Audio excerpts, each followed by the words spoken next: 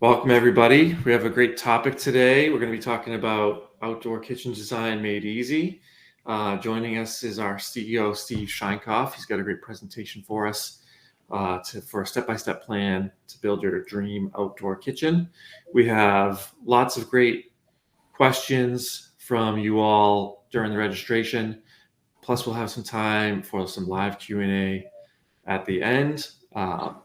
We will be sharing this recording and the presentation with you after the event. So keep that in mind as you try to scribble down notes.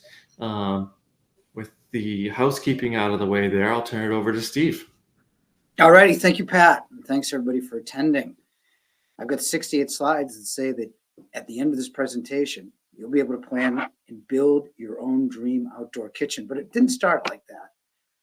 Back when I started Yale in 1986, this was entertaining, right? You have the guy smiling here with his checkerboard apron, serving the people with their foldable chairs. Everyone's happy. I actually like charcoal grills, by the way. So, but now in 2025, my daughter and I designed our own outside kitchen space. This is hers, right?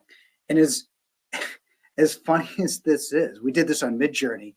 We put the weirdness on Midjourney. You can do that on the highest form, but this is kind of cool. But you can do all this stuff. Not that you would put two sinks and no side burners in a configuration, but you probably put stairs to get down the grill. But you could do all that and serve right on that island right there. But you probably want your tables closer to the actual grill. But all this is doable, like the one from Harry Potter here. You probably dishwasher and sink's nice for the outside with his and her barbecues, but you probably want side burners there as well. But all this I'm going to show you is doable. Let's go. I want to dial it back a bit and tell you how to start. And that's always the hardest part. And we've done a lot of webinars on kitchen design. And we always say, me and Mark Tobin, when we get together as a group, that you start at the sink because that's where you are as the main point, right? And although this picture looks pretty similar, where you're going to start in your grill design is at the grill. It seems kind of basic, and you're going to put more space for platters. So really, one of the key takeaways I have today is start at the grill. I mean, we can do anything outside we could do inside, as you're going to see. But we're going to start at the grill, right? We're going to learn that this is really good design. This is a galley style, one of the 4 configurations that I'm going to show you, and that this is completely unnecessary. This is a outside kitchen in a house right next to a kitchen. They put a rollaway grill in there, and they put so many things on the side that it actually obscures the doorway on the left-hand side there. Very easy to change. Just put the warming drawer underneath the grill and put the refrigerator on the other side. But we're going to do that. Now, this is not an AI picture, but this is something that you can actually do. And we're going to show you how to get it done. So let's get started. Step 1 is, what do you want to do, right? What's your strategy for the outside? Are we just grilling, or are we going to do other things? Are we entertaining? Your kid's going to do homework out there. Where is it in relation to your house, right? How are you going to cook? Do you want to grill? Do you want to grill and say a big green egg as well? What type of accessories do you want with this? So basically, read the line in red. Where's it located? How much space do you have? And what do you want to do? And that's step 1, right? And depending on how intricate step 1 is, would determine what step 2 is. I mean, we could play this out, and you could have an architect plan it and a builder and a contractor design it with masons and electricians. Or I'm going to show you some solutions where you could just buy a grill island, put a grill in, and be done with it. So it really depends. Step 2 is dependent on step 1, right? So let's go to step 3. How are you going to cook in the elements? Now, we have winter here in New England. Now, are you going to put an enclosure over it, or are you going to grill outside and just be? We have a question on how to cook in tornadoes. We'll get to that in a second. But are we doing this? I actually designed this picture in Midjourney as well. I kind of like it. It's cooking in the rain in Charleston, but are we going to build an enclosure to protect you from the elements? One thing I say you shouldn't do is you can protect yourself from the elements, but you don't want to channel smoke into your house or where you want to eat as where you're eating as well. This is an actual kitchen in Australia we found. So step 4 is now we have to plan the fuel types based on what it is you want, right? Now, again, you can do nothing and just get a propane grill and be done with it. But if you're getting natural gas, you have to plumb that. You need electrical for ignition for the grill, as well as any accessories you want. So it could be natural gas. It's electric in multiple places, perhaps, if you're putting refrigerators and ice makers in there and a sink, and water as well. So this is what that would look like in this kitchen, right? You need the 110 for the gas ignition, you need water for the sink, and electrical for the appliances. Step 5 is lighting, and this is a part where nobody seems to get right, even in this picture. This is all accent lighting. Unfortunately, a lot of you are planning Lynx grills with sears, so medium rare could be medium well in seconds, right? So you want to put some task lighting by the grill, right? That's the only place really you need it, on the outside. You don't need task lighting to eat food. You do need task by the grill. So that's where you see a lot of people buy from Brookstone, where they're putting the lights over the grill. But you could plan that any number of ways, with chandeliers or modular accessories. And that's the only thing you really need to consider for lighting. Now, I'm a big lighting guy. We sell lighting here at Yale for 95 or 103 years. I think it's a big missed opportunity not to have it in your outside. One of the things I recommend is you can buy what's called LED high output tape and put it under counters. I recommend putting it in houses. I've seen some of the builders, certainly in the Boston, Newton area, put it under stairs in houses. But this is what it looks like. And I do think getting some basic landscape lighting, so when you look out, you don't see total blackness. And it kind of really is a nice effect you see in the South more than you do in the North. But I think you should plan an outside plan. But at the very least, for the grilling sake, is plan some LED tape. You can do that anywhere, and it's super cheap to do. Step 6 is venting. If we're enclosing, then we need to vent properly. And again, with a grill, it's kind of like having an enhanced version of a stove, right? But the same metrics work for venting, whether you're grilling a stove or a grill, which is you want a higher CFM, right? Which is it's the cubic foot per minute. I would say somewhere 1,500 or over for CFM would be good with the grill, because you're creating a lot of smoke and grease, more than you would on a stove.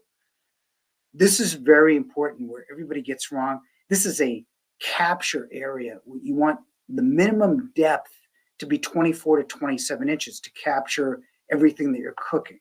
And then you want the venting to be simple, either straight up or straight out. The more bends you have, the less flow you'll have through the vent itself, right? And that all depends on whether we're enclosing. This is something I did on Midjourney. This would be a perfect grilling setup. I didn't see that on House or anything else. This is a 42-inch hood over a 36-inch grill. What we don't want to do is we don't want to do something like this, is putting a smaller hood with less CFM over grill. That's just going to bypass the enclosure and just stay in that house, in that 3-season porch. So you want to, if you're venting, you want to vent properly, 24 to 27 inches deep, higher CFM, straight up vent. All right, now we get to pick stuff. And there's a number of different grill types. We'll go over them briefly. First of all, gas grill is excellent. You can set the temperature, easy start, easy to clean, gets temperature quickly. But the knock against grill is what does gas taste like? It doesn't add any flavor onto what you're cooking, right? What a pro gas grill is quite simple. It's just if a gas grill is 8 to 13,000 BTUs on, say, on a Weber, then these are 25,000 BTUs. You're going to cook a lot faster. You have much hotter infrareds here. So if you want to sear something, an infrared is a direct heat source, whereas gas spreads, an infrared is directed onto the meat, and it is an excellent sear. And you can get them in pro gas grills. You can get them in Actually, Napoleon has a couple of infrareds that they sell as well. But the only way you're going to get infrared Webers is on the Summit series, and that's only for the rotisserie back. Charcoal will give you the temperature, will give you more flavor and texture than gas, but you have to keep up with it. I mean, you got to refill with charcoal every time. You've got to remove the charcoal dust. The Kamados, whether it's a Big Green Egg or this one's the Kamado Joe, this is ceramic where you can cook. It's a version of charcoal where you can cook more completely than just cooking on a charcoal grill. Like you could do any function, broil, bake on a Kamado that you really can't do on a charcoal, but it is a charcoal grill. That's why you see a lot of these where you grill. You see the grill where you're grilling hot dogs and hamburgers very quickly, which you cannot do in a Kamado. But in a Kamado, what you can do is you can bake, whereas you cannot do that on a grill. Then you have pellets. And pellets are widely loved and disliked for the very same reason that doesn't go to high temperature. Typically, pellets only go to 500 degrees. But the nice thing about a pellet is you can infuse flavor by buying any number of pellets from any number of places. But with a pellet, what you're going to be doing is cooking low and slow. Like I think the pellet cooker is going to be cooking a rack of ribs over hours versus speed cooking a bunch of hamburgers and hot dogs for a party. So this is not a speed cooking hamburger and hot dog type of unit unless you want to plan well in advance. But you can add and infuse a tremendous amount of flavor on a pellet that you can't do with any other type. Then you have the new grill, a griddle. And a griddle can cook anything. I mean, you can cook omelets in it, you can cook hash browns in it, you can cook hot dogs, hamburgers, really anything. Smash burgers are very popular in a grill, which you cannot do in a grill, but you're not getting the sear of a grill on a griddle. So it's completely different. Of course, a lot of grills now have a griddle accessory, but it's not as enclosed as the griddle. And so we sell the Weber griddle. Traeger's got a popular griddle, but the most popular is obviously the Blackstone, which is a good unit as well. Now we get to pick other options. Now, do you want side burners? Do you want smokers?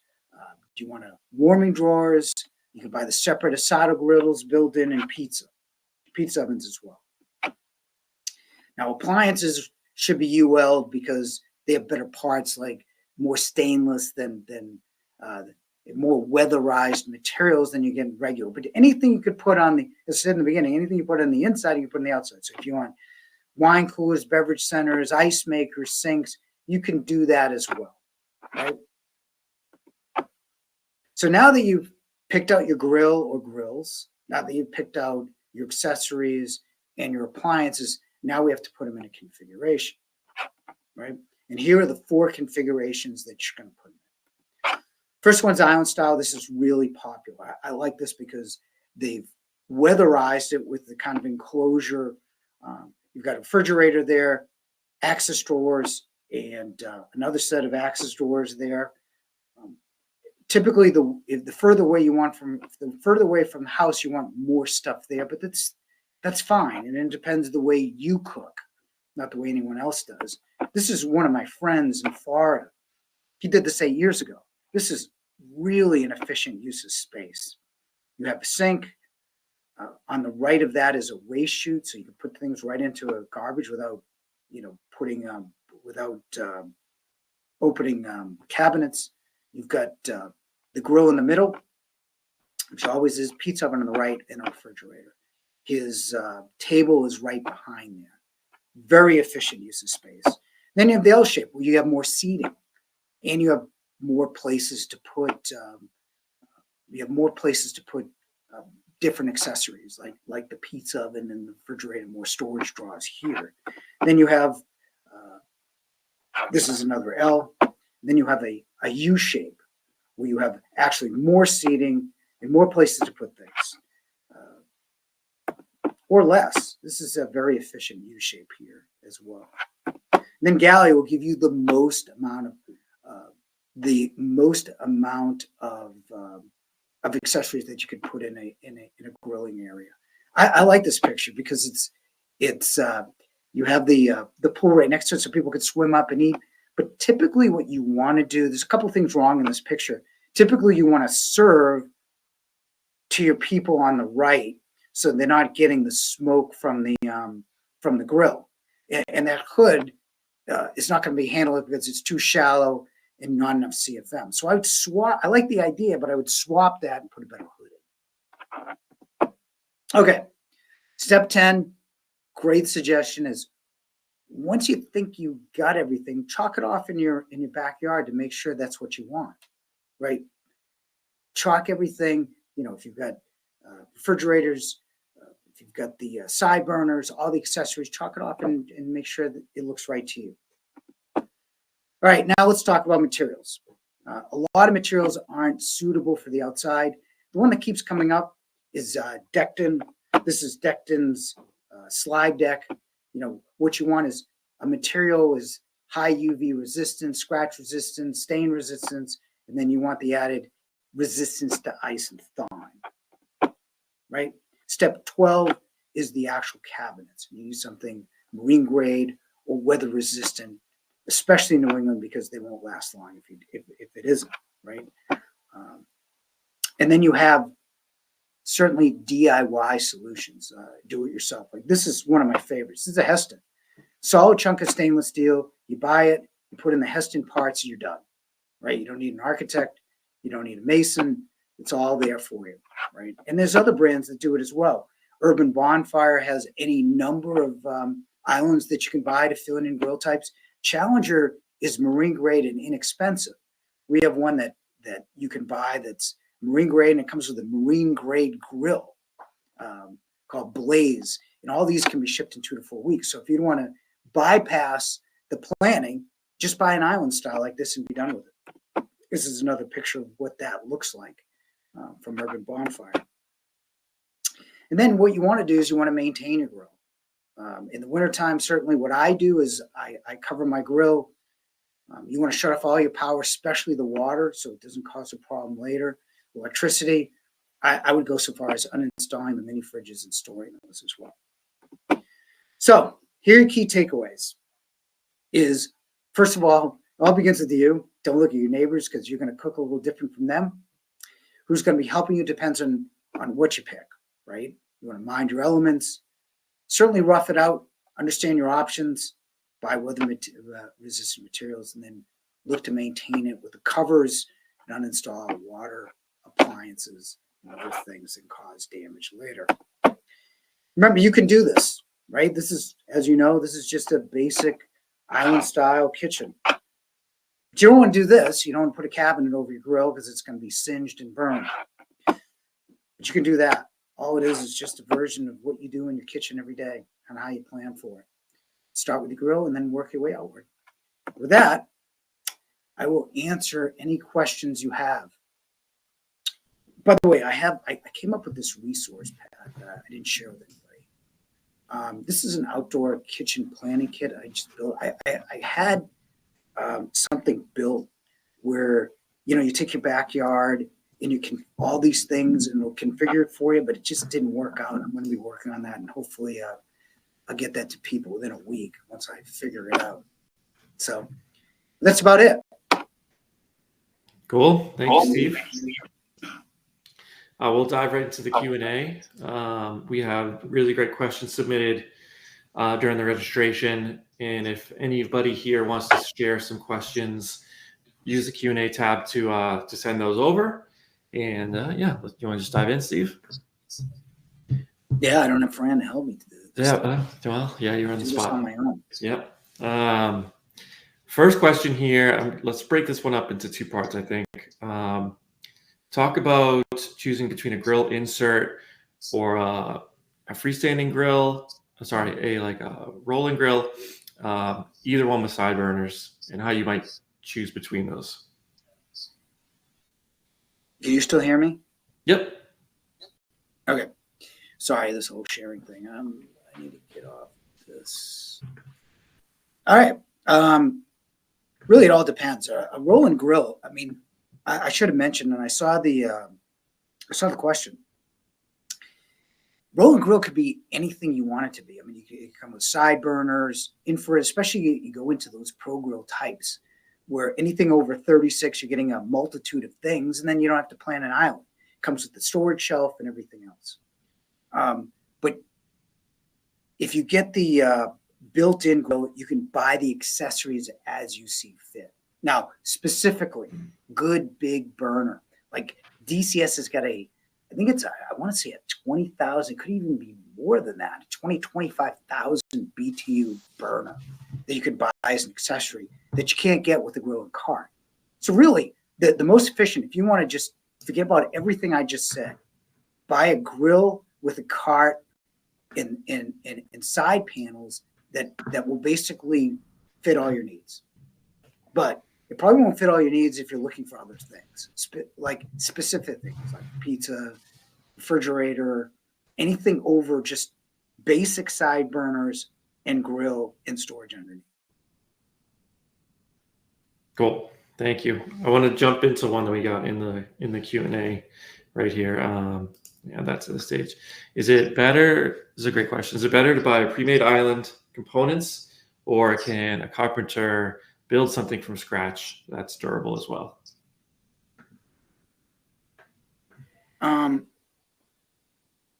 Well, both. You can do both. It depends on what the carpenter is building. You have to make sure that it can weather to the outside. I think brickworks and some other things do as well.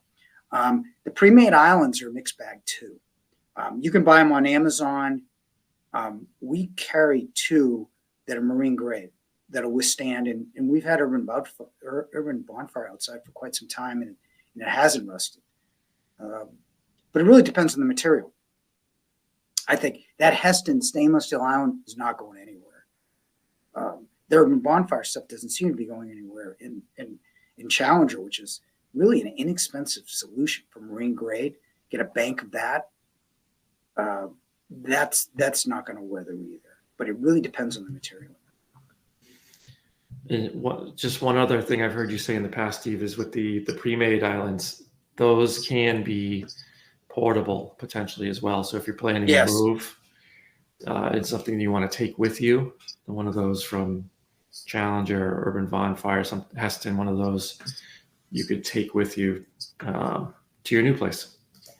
Yeah, one thing I've got to figure out is if you do natural gas, I should be more prepared than this. Do natural gas, does that become part of your house? You can't take it with you. I think I know with propane, you're good to go. But for natural gas, I'm not so sure. It's a good consideration. I figure I follow up there. I could follow that one up. It should be easy to figure out. We have another really good question. A grill size is standard, like in kitchens. So if you need to replace it, replacement units will fit. Yes and no. Everyone knows what the standard is for appliances: 30, 36, 48, 60, right? For grills, it's well, people aren't really building in Webers, but it's typically 27, 30, 36, 42, 48. But they kind of vary a little bit. So the answer is yes, they are kind of the standard, but you may have to do some fitting between, like, say, a Leston, like a Lynx and a Heston.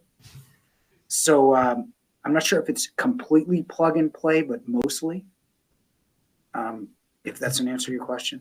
So yes, they are kind of standards, but I'm not sure, like a 30-inch stove, we're doing probably 30 to 40 today. We're going to slide one out, put one in. I'm not so sure it's that simple with like different grill types. You may need some like minor, brickwork if you're doing that. So. Yeah, good question. Take another right from the Q&A. How much should I plan on spending for one of the prefab small islands? The standard size grill, refrigerator, countertop, ballpark. Well, the Challenger we sell with the Blaze grill and nothing else is, I want to say, was it? Oh, I should know this. God, it's not quite grill season yet. 6,000 to 7,000. and that's a 5-foot bank. I think you can get a 7-foot with refrigeration for a little bit more. I think you're looking at something with marine grade, probably about in 7 feet, 8 feet. I want to say around 10 grand, maybe a little bit more for the fridge, around that area. Cool. Let's dive back to our questions. You touched on this a little bit in the presentation, but how do you safely build an outdoor kitchen? Try to avoid, in general, and then how do you avoid natural hazards like wind and maybe a tornado? My parents live in Florida, so they have hurricanes, and quite honestly, there's no outside kitchen that's going to be safe, because it's not just the tornado. It's everything that moves around it, like you get hit by a brick or a piece of wood or something. I don't think there's really anything that you can do to be safely cooking in a natural hazard. What you can do is just make sure that it's secured properly, because you don't want that, you don't want like a Heston grill careening through your window, clearly. But I don't think there's anything that I can do to make you safe in that area. And then how does the durability of outdoor appliances compare to their indoor counterparts? You touched on that and what you need to look out for. Yeah, that's a really good question, because the pricing isn't all that much different. I think the first thing I want to say is more weather resistant parts. I want to say screws, stainless steel, more of that. I'm not so sure the compressors are really any different. The difference is really not that much. So I really think it's just some stainless steel and less more weather resistant steel than you get on the stuff on the inside. And then I know you said in the presentation, putting on the cover, keeping it covered, that goes a long way. Yeah, I'll tell you what I do is I shut off the gas. Although I should be grilling outside in the winter. It's right outside my house. It's kind of lame now that I think about it. Well, again, covers go a long way, because really, and you want to clean the grills, because grills become a haven for mice, and we've got a kind of a rat problem in Boston. So you want to make sure that it's completely clean before you cover it, because those mice can eat the wires and the cables and all that stuff inside there. So that's what I would do: is completely clean, completely cover, shut off water, shut off gas. Cool. Take one from the Q&A here. From Marsha, does a pizza oven need venting? I think it has. Most of these pizza ovens have built-in vents to them. I'm thinking Uni, I'm thinking Lynx, I'm thinking what's the other one? So Kalamazoo. Most of them have like little chimneys for vents and everything else that I can see. But yeah, you typically want it vented. But you don't need a hood for it, because it vents itself. But typically you don't see it under hoods. That's the question. Not generating the same volume. Yeah. Cool. Let's go back to the Q&A. What's the favorite appliance for the outdoor kitchen? We actually put a poll up here too. We have Steve, you want to take that one while I find the poll? Well, it's up to whoever's using it. I can tell you, this is going to sound awful, but my favorite grill is not a Pro grill. It's a charcoal grill. Have you ever cooked with charcoal? It's a pain, right? But it does taste more flavorful. I mean, you don't see any professional grillers on like those grilling shows cook with like a Weber gas grill. I mean, there's this great commercial from an appliance store in New York City. The guy goes, he's got all the, he's got the the shades on. He looks like a pit master. He goes, I want to get me a grill to cook on, right? Kind of a stereotype of what we sound like, unfortunately.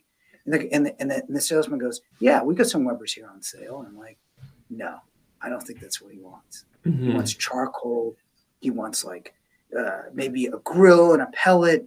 You know, he or she wants more sophistication. He's a true pit master. You don't see pit masters buying Weber's. Although the best grill you can buy is a gas grill with a hybrid Kalamazoo. That's the best grill you can buy. That's got a drawer for wood and charcoal, and the speed of a gas. But those grills are 15,000 and up. Yeah. Let's go to built-in grills are 10 times the price of a Weber grill on wheels. What's the reason? What goes into that, and is it worth it? That's a good question. Well, there won't be 10x after the tariffs, that's for sure. But you're talking about a better grill, and I know that covers a lot of ground. The Weber burner is, I believe it's 8,000, and they just updated the Summit to 13,000 per burner, versus 25,000 BTUs on a Pro. Like you look at a Pro, a Lynx burner, it's ceramic, right? Which is brilliant because ceramic never weathers, right? Versus say the metals that do weather in a Weber. Now we think that Weber is the best of the grills other than a Pro, and we're going to test Napoleon this year to see if that holds true, because Napoleon's got infrared. But when you talk about that, you talk about infrared, right? Availability. Like, some people buy all infrared grills, which I don't really recommend myself. But the infrareds are way better. The 1,000 degree infrareds, much better rotisseries, covers that you can lift by a finger, more square footage in bigger grill possibilities, better side burner possibilities. Now, can you cook effectively on a Weber? Sure, absolutely. Are Lynx better grills, better infrareds, better rotisseries? Yes. And that's exactly what you're paying for. You're paying for more stainless, better manufactured grill, higher BTUs, better side burners, better infrareds, better rotisseries. And it's just a better grill. Mm-hmm. But that doesn't mean Weber's are bad. So it's really up to you. I don't really, I try to sell one-on-one. So, I try to, and I can't do that in these webinars. Really, my favorite appliance is the one you're going to use. My favorite grill is the one you're going to use as well. So that's what it comes down to. But that's the difference, right? It's up to you in the way you cook to determine whether it's right for you. If you do a lot more cooking and entertaining, then it's certainly a Pro grill is going to do it faster for you and see it better. Cool. Let's take one from the Q&A here. Accessories you can use inside the gas grills. What's available? And you mentioned rotisseries a second ago. There's some other types of accessories to give you more cooking options. Depends on the brand. Like, Weber, I'm not sure if they ever, I know they came out with this, the OCS, right? Where it's a grate that fits like the griddle. Now you got to remember, the griddle is not going to be as hot as a griddle, which has more heat and is designed to do that. But you have a griddle. I think you got a popcorn maker, pizza stone. What else? I should know this. I just wrote a blog post about it. Damn. Yeah, the blog post is today, by the way. A veggie basket, mm-hmm. right? To cook vegetables. So, it's hard to cook vegetables. So you get all those, right? And then you talk about, DCS has got that charcoal tray, which infuses that charcoal flavor. But it's not cooking in charcoal. You just get a charcoaly flavor. So you get more of the flavor, less of the texture. And you could do that on, you've got the smoker baskets on Weber, where you can infuse that flavor. You can do that on a lot of the grills available, depending on which grill. You get different grates that can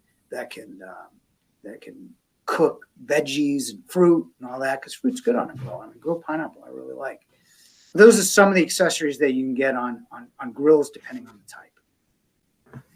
I'm not sure how you cook in popcorn, even like a popcorn accessory. obviously makes no sense to me. But I guess if you make the bottom hot enough, we have to, we have Shipley. He's our cook. We could test popcorn, right?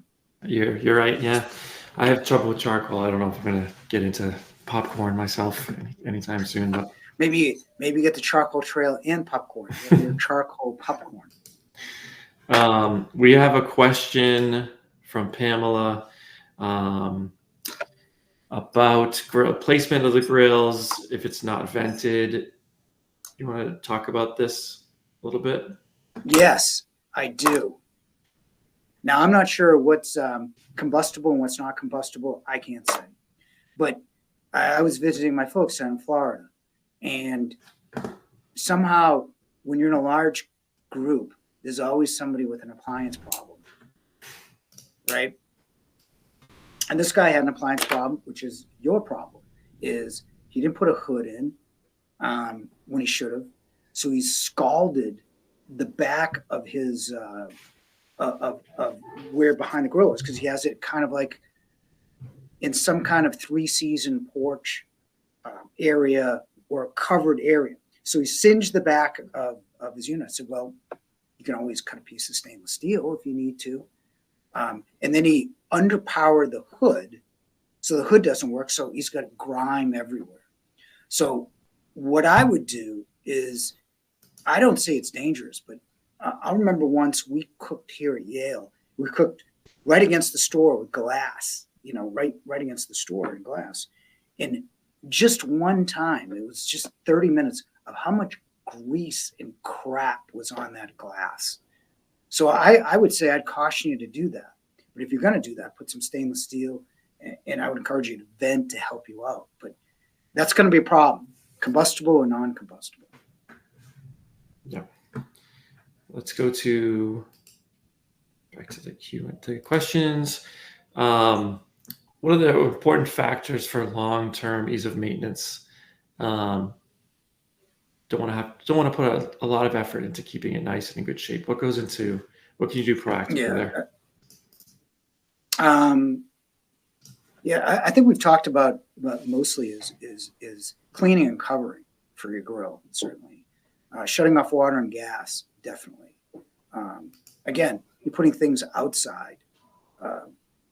I honestly believe you get the better materials, and then you don't have to worry about it as much, and then clean them and cover them as much as you can, and everything will be in decent shape.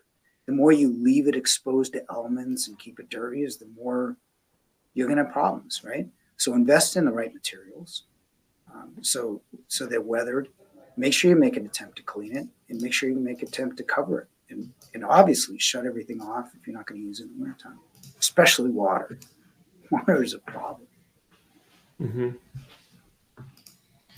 Let's go. Best materials, countertops. I have 2 questions here. You talked about this a little bit in the presentation, but just want to summarize materials for countertops to consider. Yeah, I think, the name that keeps coming up is those composite decked-in surfaces. I don't sell decked-in. I'm not sponsored by them. I don't take sponsorships, period. But that's the one that keeps coming up. Certainly stainless steel is another one. Like brick is another one. Any kind of non-combustible surface that doesn't weather is fine. And insofar as and the one that keeps coming up is decked-in. I'm not in the the surface business, although we should consider it. And are wood burning pellet grills safe or fire hazard? I got one of those inside GE smokers, which is really it's a pellet grill on the inside. And what you have to do is you have to clean it. You got to clean the hopper of pellets. But again, I don't see this as a problem as long as you're cleaning it, because this doesn't heat up as hot as gas, half as much. It's the most is 500 degrees, not 900 degrees. But again, I don't see pellets spontaneously combusting. I mean, you're cooking wood and slow. And I think that if you leave it on too much, the great thing, and I didn't mention that, is a lot of these companies, Weber, the one that comes to mind for pellet is Traeger. Certainly, there are others all over the places. They've got really neat Wi-Fi interfaces for most of them. And I think that if let's just say you forget and you leave it on, well, what's going to happen is the pellet's going to burn, the oven will shut itself off, right? I think, right? So I don't see it as a fire hazard per se. But again, if you're not going to clean it, I'm sure that it's going to have grease. Grease and heat and fire is a hazard. So it really depends on you.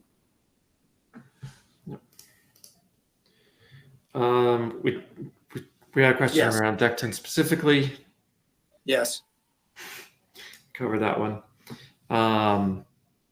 We're looking for an outdoor cabinet counter for storage prep work. Gotten quotes. Quotes to build and considering a standalone. What considerations for our choice? I think we got a similar question in the chat along the way here. But yeah, you also want to talk about what goes into maybe choosing between the standalone units. Standalone room. Yeah.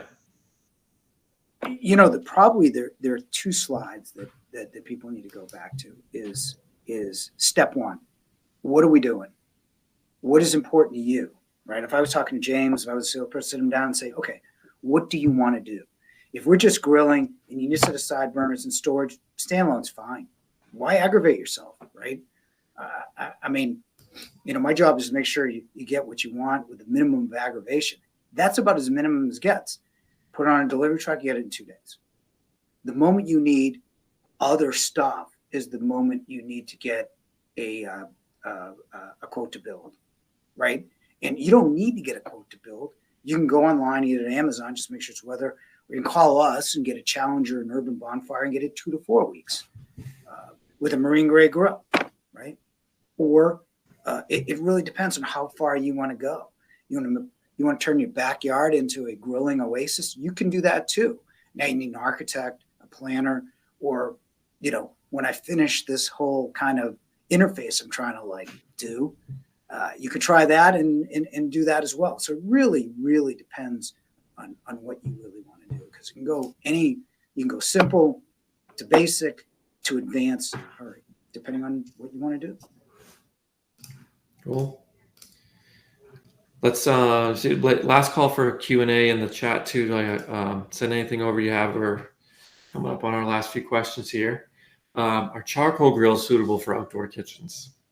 Yes. I love outside. I love charcoal grills. Definitely. Yeah.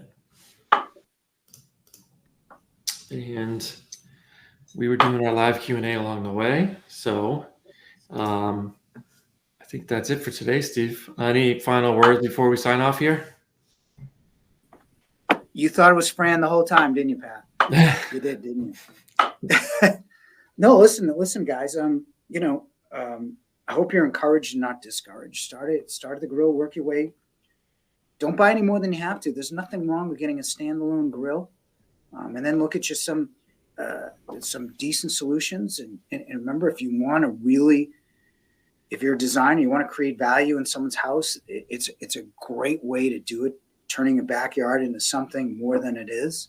And anything inside you can do outside. So got a lot of good choices. Just stay disciplined in your approach.